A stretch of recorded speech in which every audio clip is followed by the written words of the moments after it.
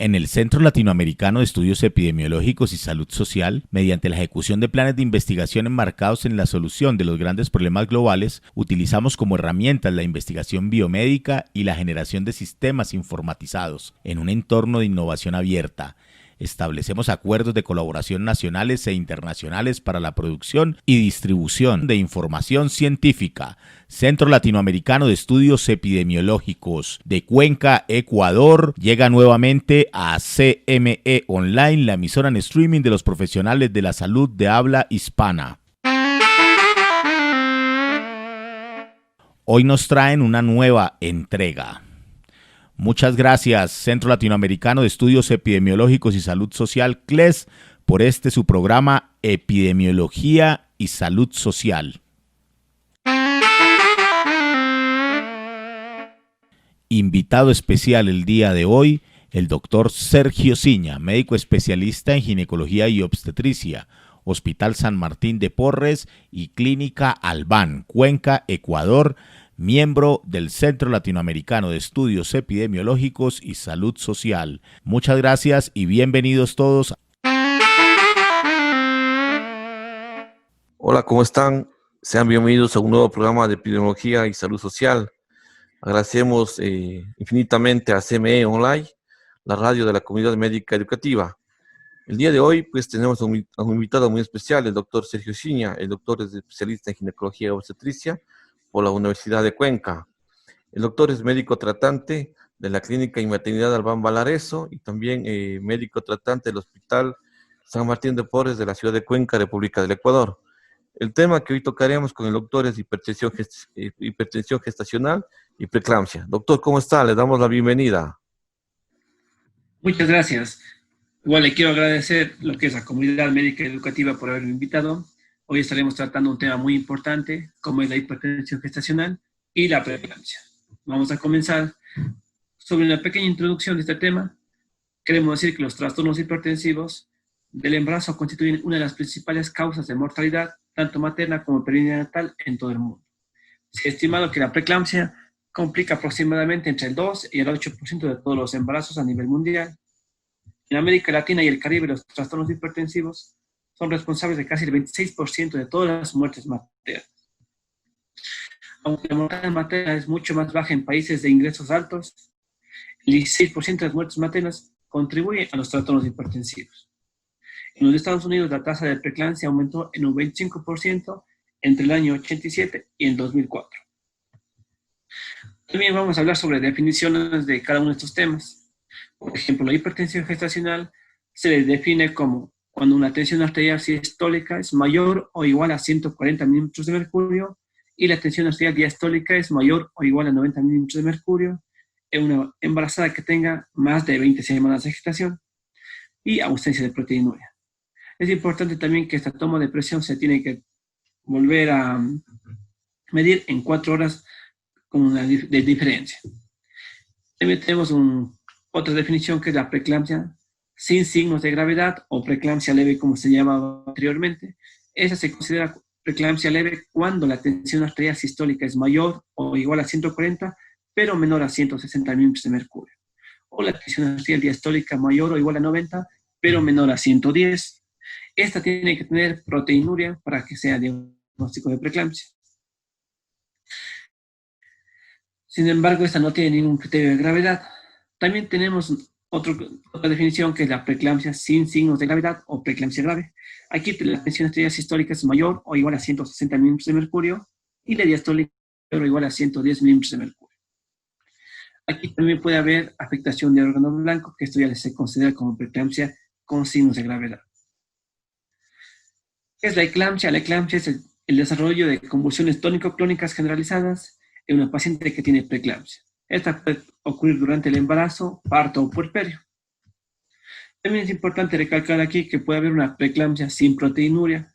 Esto significa que cuando una paciente tiene una tensión arterial mayor o igual a 140 o la diastólica mayor o igual a 90, en ausencia de proteinuria, pero que tenga uno de los siguientes signos, como son plaquetas menor a 100.000, enzimas hepáticas al doble de lo normal, el desarrollo de insuficiencia renal o una creatinina mayor a 1.1 o el doble de la concentración basal, o si tenemos un edema agudo del pulmón, o aparición de síntomas neurológicos o visuales. Estos son criterios que nos van a decir que la paciente tiene preeclampsia a pesar de que no tenga proteinuria.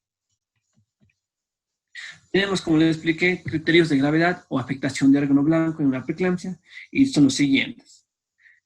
Un criterio de gravedad es que la tensión arterial sea mayor o igual a 160 milímetros de mercurio, o la tensión arterial diastólica sea mayor o igual a 110. Si tenemos un recuento de plaquetas menor a 100.000, también es un criterio de gravedad. Si existe una función hepática alterada, esto se va a ver como enzimas hepáticas al doble de lo normal. Si tenemos afectación renal, como por ejemplo creatinina mayor a 1.1 o el doble de la concentración sérica basal. También tenemos daño pulmonar, como puede ser edema pulmonar, o cuando haya una afectación ya neurológica. En este caso va a haber afectación visual. Esta se manifiesta con visión borrosa, escotomas, diplopía, fotofobia, o una afectación neurológica con hiperreflexia, cefalea persistente o una agitación psicomotriz. Estos de aquí que les acabo de nombrar son criterios de gravedad de una paciente que tiene preeclampsia. La proteinuria durante el embarazo se considera cuando es mayor a 300 miligramos por decilitro en muestra de 24 horas. O una relación proteína-creatinina mayor a 0.30 miligramos. También existen los factores predictores de preeclampsia, existen muchos, sin embargo se han estudiado dos, que es la tirosinquinasa soluble 1 y el factor de crecimiento placentario. Entre estos dos se ha hecho un índice o una relación, que es la relación tirosinquinasa soluble 1 y factor de crecimiento placentario. Esto nos sirve ¿para qué? Para ver si tiene una paciente preeclampsia o va a desarrollar preeclampsia. Por ejemplo, si este índice realiza una paciente que tenga entre 20 semanas y 33.6 y el índice sale mayor a 85, se diagnostica de preeclampsia precoz. Si este índice es mayor o igual a 38, pero menor a 85, la mujer tiene alto riesgo de que va a desarrollar preeclampsia en las 4 semanas. Sin embargo, si el índice es menor a 38, esta descarta que va a tener preeclampsia en la siguiente semana. También podemos utilizar este índice en una paciente que tenga más de 34 semanas de gestación. Aquí los valores cambian un poco. Por ejemplo, si la paciente tiene el índice superior, que es superior o igual a 110, en este caso se diagnostica de preeclampsia tardía. Si el índice es mayor a 38, pero menor a 110, esta paciente tiene un alto riesgo de que va a desarrollar preeclampsia en las próximas 4 semanas. Y si el índice es menor a 38, este descarta de preeclampsia que va a presentarse en la siguiente semana. Existen factores de riesgo ¿para qué? Para la preeclampsia o los trastornos hipertensivos del embarazo, como son nuliparidad, gestación multifetal, preeclampsia en un embarazo anterior, una paciente que tenga hipertensión crónica, diabetes pregestacional, diabetes gestacional, trombofilias, lupus eritematoso sistémico, índice de masa corporal antes del embarazo superior a 30, síndrome de anticuerpos fosfolipídicos, una edad materna mayor a 35 años, enfermedad renal, pacientes que han tenido técnicas de reproducción asistida, hambre improductivo de sueño. Esos son pacientes que tienen riesgo para desarrollar preeclampsia. Dentro de la fisiopatología se han propuesto varios mecanismos por los cuales se produce la preeclampsia, como son los siguientes, voy a nombrar los siguientes: una isquemia uteroplacentaria crónica, una mala adaptación autoinmune, una toxicidad de lipoproteínas de baja densidad, una impronta genética, aumento de apoptosis o necrosis del trofoblasto, una respuesta inflamatoria materna exagerada a los trofoblastos deportados y un desequilibrio entre los factores exógenos. Cuando tenemos la preeclampsia existen cambios que se van a producir a nivel general, por ejemplo, cambios vasculares. Las mujeres con preeclampsia o eclampsia generalmente carecen de hipervolemia asociada al embarazo. Ellos por lo general tienen una hemoconcentración, que es un hallazgo frecuente. También existe una interacción de varios agentes vasoactivos, como son las prostaciclinas, los tromboxanos, el óxido nítrico y las sinotorinas, que van a hacer que se produzca un vasoespasmo intenso en la preeclampsia.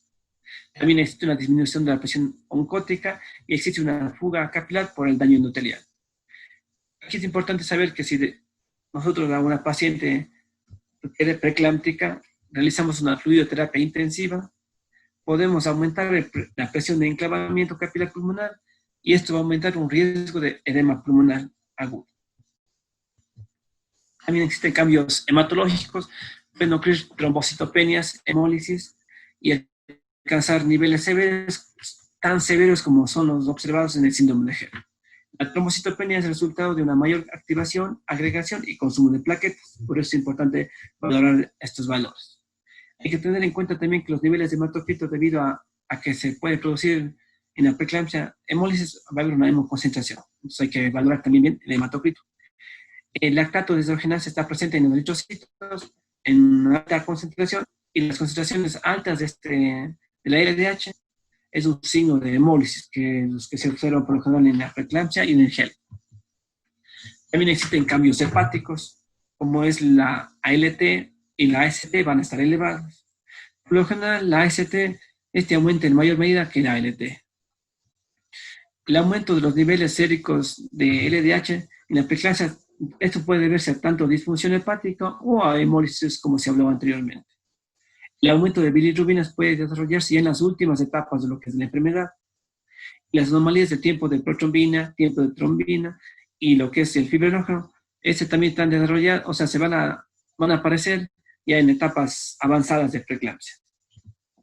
Los cambios renales que son muy típicos de la preeclampsia, esto se produce una endotelitis glomerular, la proteinuria en la preeclampsia es debido a un aumento de la permeabilidad tubular, el calcio urinario disminuye debido a una mayor absorción tubular del calcio, las mujeres con preeclampsia, la contracción del espacio intravascular secundaria al vasoespasmo conduce a algo que se afecte más lo que es la retención de sodio y agua. La oliguria, obviamente en la preeclampsia también existe oliguria, y esta es una consecuencia del vasoespasmo intrarrenal que se produce en la preeclampsia. También tenemos las consecuencias fetales debido a lo que es la preeclampsia.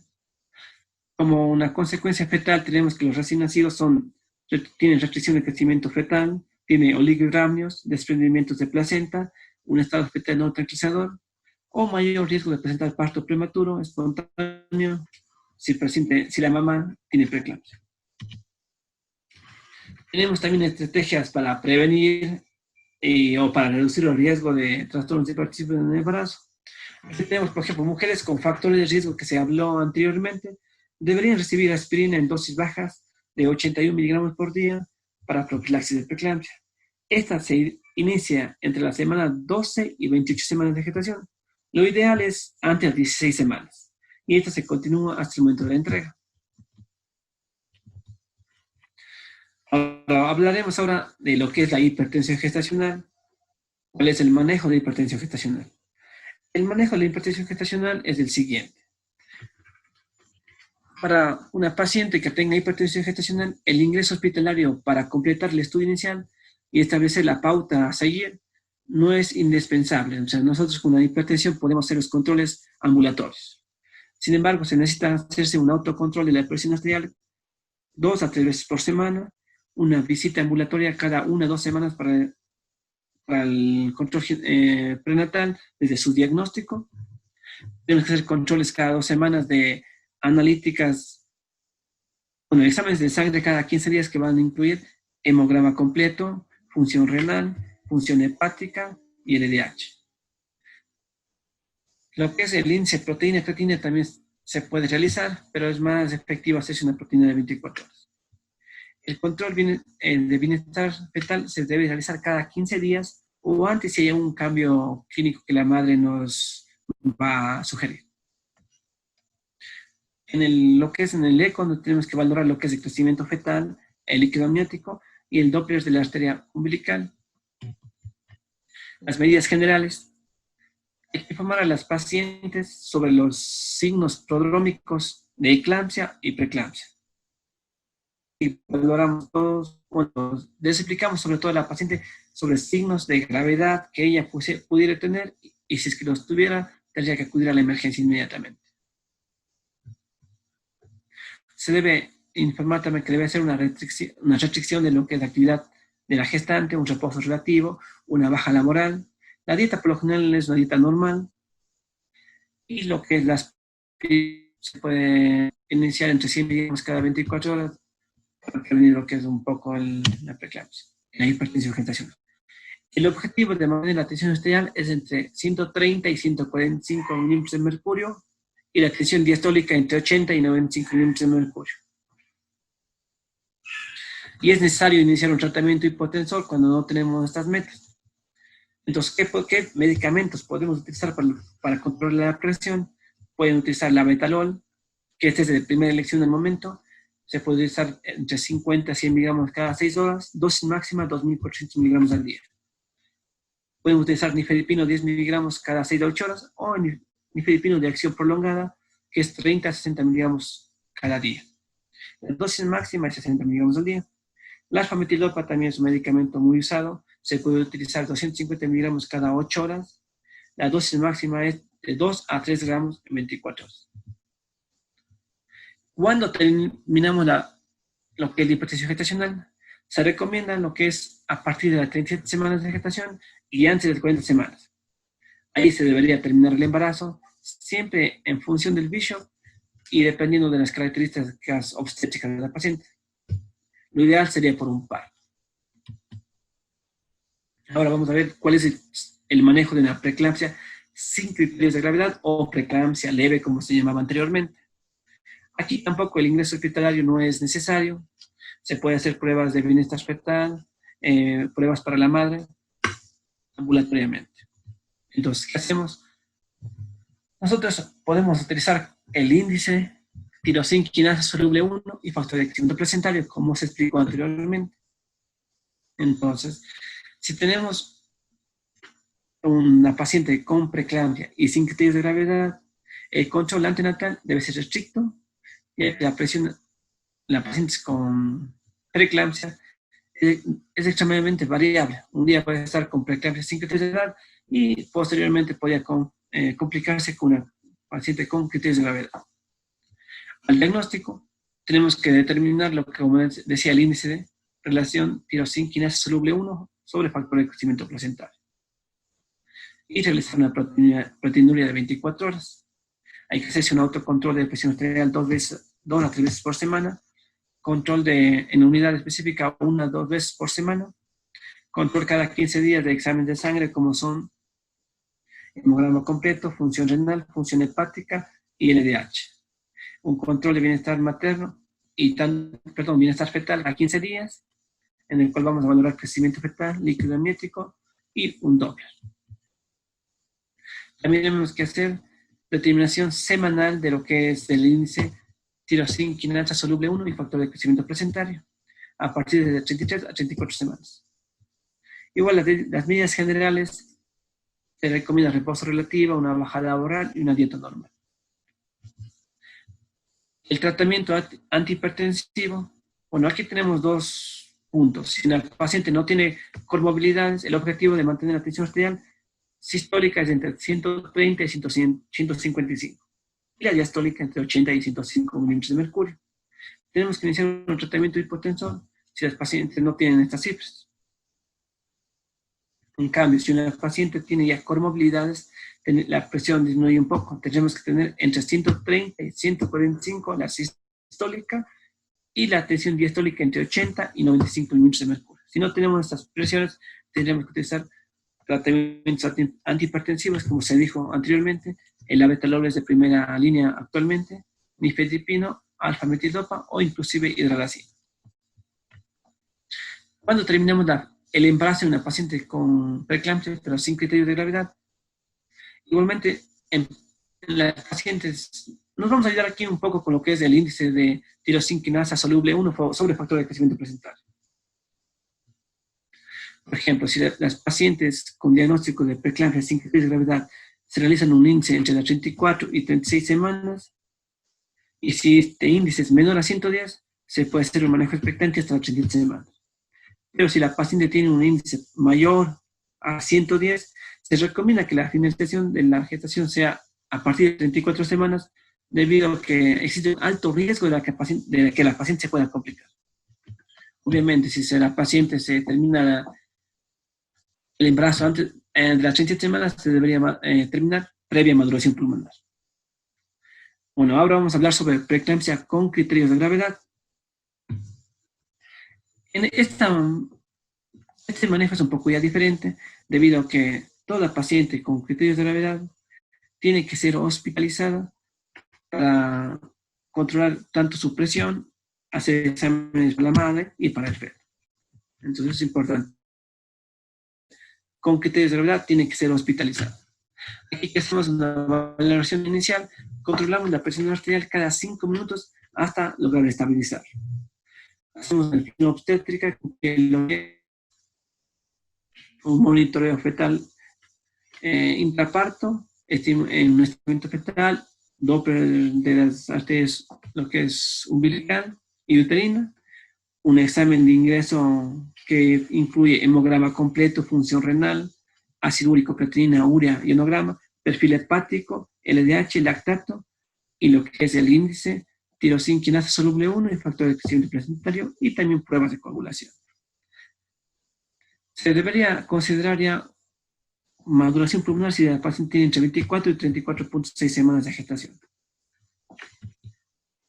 Dentro de la valoración también tenemos que hacer, si el que tenemos una paciente obviamente ya con criterios de gravedad, en primer lugar controlar lo que es la presión arterial. Si la tensión arterial es mayor o igual a 160-110, aquí el objetivo prioritario es controlar esa presión.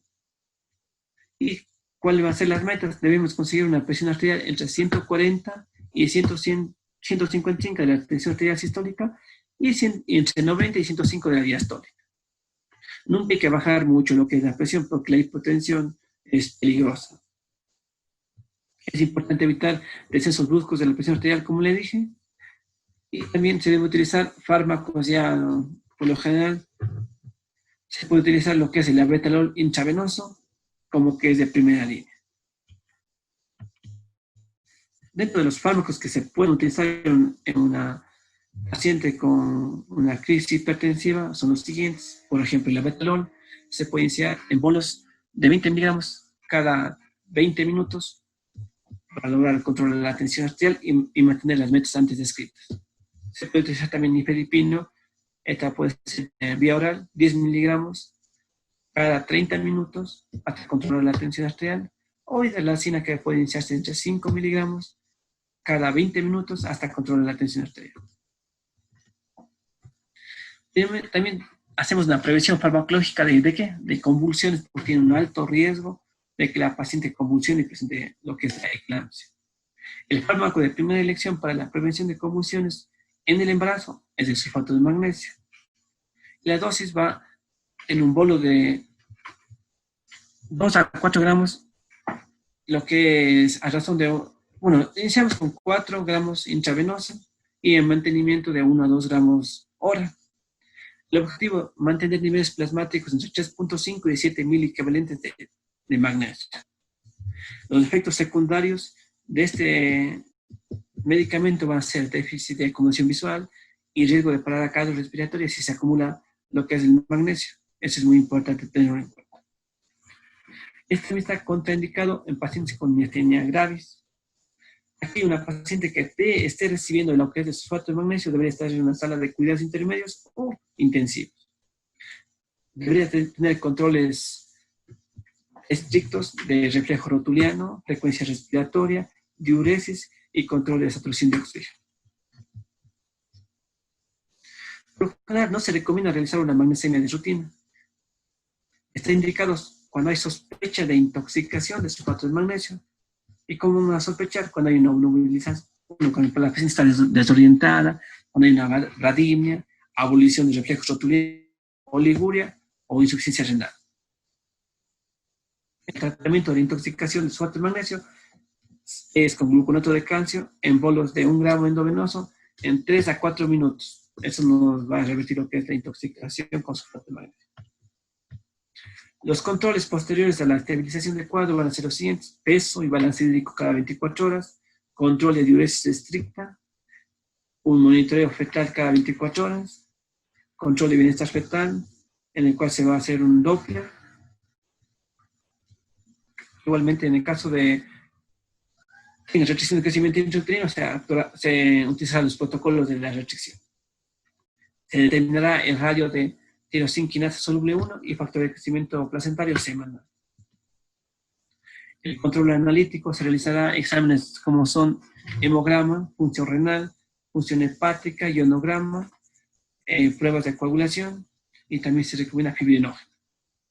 En pacientes con clínica y analítica estables, se realizará un control analítico diario con hemograma completo, función hepática y renal. En pacientes con que tenga ya un índice menor a 300, se opta por un control analítico cada 48 a 72 horas. En todos los casos se debe valorar de forma individual tanto a la madre como al feto. Igualmente, dentro de la monitorización hemodinámica se monitoriza lo que es la presión arterial, se debe hacerse un EKG de 3 derivaciones, una monitorización respiratoria. La fluidoterapia es muy importante, deberá ser muy bien valorada y debido a que nosotros administramos lo que es líquidos en gran cantidad, podemos causar un daño a nivel pulmonar con un edema agudo del pulmón. Por lo general, el objetivo es una diuresis mayor a 30 ml con lo que es la administración de líquido. Obviamente, si la paciente tiene factores de riesgo para trombosis, se deberá hacer tromboprofilaxis con heparina de bajo peso molecular. Aquí, cuando terminamos la gestación, una paciente que tenga preeclampsia con criterios de gravedad, aquí el embarazo se finaliza dependiendo de la semana de gestación. Por ejemplo, menos de 24 semanas de gestación, estos pacientes tienen muy mal pronóstico fetal, entonces se recomienda finalizarse de manera inmediata. Si una paciente tiene entre 24 y 31.6, se puede hacer un tratamiento conservador siempre y cuando tanto la mamá como el feto estén estables. Y si tenemos entre 32 y 36.6, también se podría utilizar el manejo conservador. Y si tenemos una paciente mayor a 34 semanas y ya tienen una preeclampsia con criterios de severidad, se recomienda que se termine lo que es el embarazo previa maduración pulmonar. También existen criterios de finalización inmediata del embarazo. Eso significa que independientemente de la edad gestacional, se tendría que terminar el embarazo y estos son los siguientes. Si la paciente tiene una presión arterial grave, que es incontrolable, se utiliza ya dos fármacos hipertensores y la presión no se controla, tendría que terminarse lo que es la gestación. Si la paciente ya tiene pródromos de eclampsia, que son persistentes y no ceden pese a instaurar tratamiento profiláctico, por ejemplo, si tiene hiperreflexia, si ya tiene cefalea intensa, alteración visual, estupor, a pesar de que ya está con sulfato de magnesio, se tendría que terminar el embarazo. Hay también signos de pérdida de bienestar fetal. Si se hace una paciente una ecografía, si es un Doppler y está alterado, dependiendo de las características, y si hay una alteración de bienestar fetal, se tendría que terminar el embarazo. También si una madre tiene ya una afectación orgánica, por ejemplo, deterioro de la función renal, oliguria, o deterioro de la función hepática, o una plaquetopenia progresiva, esto también va directamente a una terminación del embarazo. Dentro de lo que es la presión de complicaciones, por ejemplo, si una mamita tiene hemorragia cerebral, edema pulmonar, un desprendimiento de placenta o rotura hepática, esos son ya igualmente criterios de terminación inmediata de gestación. Dentro de la finalización de la gestación, de esta se debe hacer de una forma coordinada, tanto con el servicio de anestesiología, pediatría, y el manejo es tanto materno y fetal. La vía del parto es preferible siempre la vía vaginal, siempre y cuando va a depender tanto de la condición obstétrica de cada paciente. Se recomienda hacer una cesárea electiva si la edad gestacional es menor a 32 semanas y el bicho menor a 5.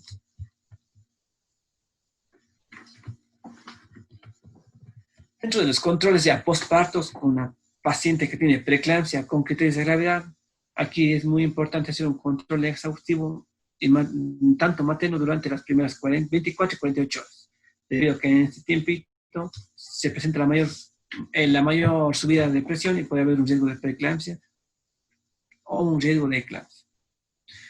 Aquí se controlaría lo que es el balance hídrico, la monitorización de oxígeno posparto inmediato, o sea, de ser más tolerable lo que es la oliguria.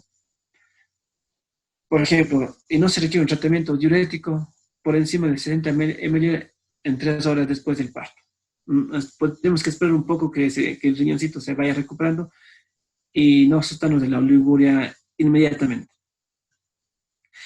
También tenemos que iniciar un tratamiento hipotensor para mantener presiones dentro de las metas. El tratamiento con sulfato de magnesio se debe mantener 24 horas postparto en aquellas pacientes con sintomatología neurológica o hipertensión arterial severa. Si tenemos una hipertensión arterial severa, inclusive se mantendrá durante 48 horas postparto.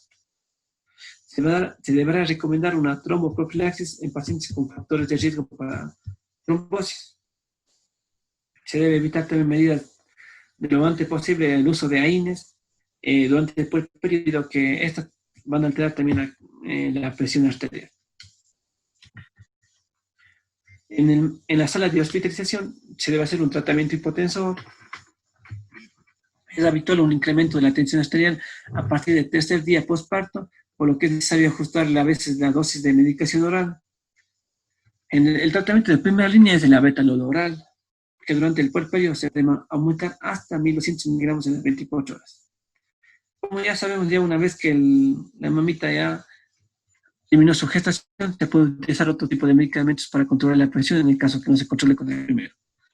Puede utilizar también lo que es el enalapril, 5 miligramos cada 24 horas, y subir a 12 hasta 10 a 20 miligramos en 24 horas.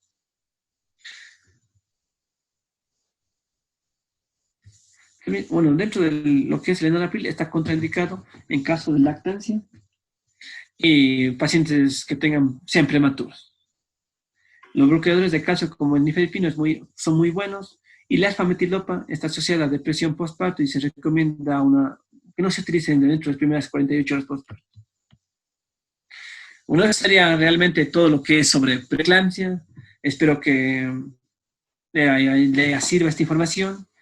Y ahora vamos a ver si de repente una pregunta para poder responder. Bueno, doctor, gracias, muy amable, muy interesante su charla el día de hoy. Sí, tenemos una pregunta. ¿Cuáles serían las posibles consecuencias fetales en una madre que haya presentado preeclampsia, doctor? Bueno, las consecuencias fetales de una madre preeclámptica son las siguientes. Como hay una afectación tanto lo que es útero placentario, el feto puede tener una restricción de crecimiento fetal. Hay diferentes tipos de restricción, entonces podría estar alterada algún tipo de restricción. También podría presentarse oligohidramnios, desprendimientos de placenta, o presentar un estado fetal no tranquilizador que va a hacer que el feto nazca prematuro. Entonces existe mayor riesgo también de parto prematuro, que sea espontáneo o indicado. Esas serían sobre todo las principales complicaciones para el feto de una madre que tenga preeclampsia. Listo, doctor, muy amable por su respuesta, doctor. Le agradecemos muchísimo por su excelente entrevista, doctor. Esperamos tenerle en otra oportunidad con otro tema muy interesante. Doctor, en la despedida, ¿qué nos puede decir ya? Bueno, muchas gracias por haberme invitado, como les decía. Para mí es un honor haber hablado sobre este tema, debido a que lo que es los trastornos hipertensivos son muy frecuentes, y estos son frecuentes y algunos no son controlados. Entonces, tenemos que hacer controles adecuados. ¿Para qué? Para que se disminuya el riesgo de mortalidad materna. Yo creo que todo ginecólogo, todo obstetra quiere tener tanto una madre como un hijito sano. Entonces, tenemos que actuar sobre los factores de riesgo e intentar prevenir la aparición de la preeclampsia con criterios de gravedad. No es sobre todo. Esperamos que esta información sea muy importante para ustedes en el día a día. Listo, doctor, muchas gracias. Estuvo con nosotros el día de hoy en nuestro programa Epidemiología y Salud Social por CME Online. El doctor Sergio Chiña, pues con eso nos despedimos y nos veremos en una próxima oportunidad.